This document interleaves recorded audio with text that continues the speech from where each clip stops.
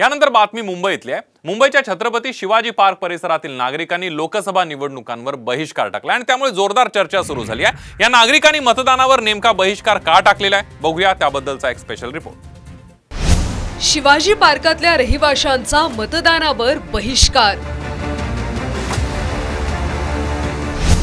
धूळ दूर करा तरच मतदान करू। धुळीमुळे शिवाजी पार्कातले रहिवासी त्रस्त। छत्रपती शिवाजी पार्क परिसरातील नागरिकांनी लोकसभा निवडणुकीवर बहिष्कार टाकलाय। शिवाजी पार्क मधल्या धुळीमुळे इथले नागरिक त्रस्त आहेत। प्रदूषण नियंत्रण मंडळाने मैदानातली लाल माती काढण्यास सांगून देखील मुंबई महापालिकेने माती काढलेली नाही। त्यामुळे नागरिकांनी निवडणुकांवर बहिष्कार टाकण्याचा निर्णय घेतलाय।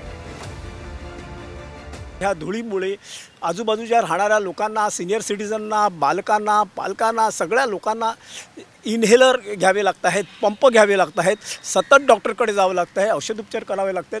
परंतु ह्या शासनाला ही धूळ काढण्यासाठी काही वाटत नाही। ओव्हरऑल पार्काची जी सिच्युएशन आहे त्यामुळे एवढे dust particles, red soil dust ही नॉर्मल कॉन्क्रीटपेक्षा जास्ती उडते आणि जास्ती फ्लोट राहते। त्याचं एक स्पेसिफिकेशन असतं।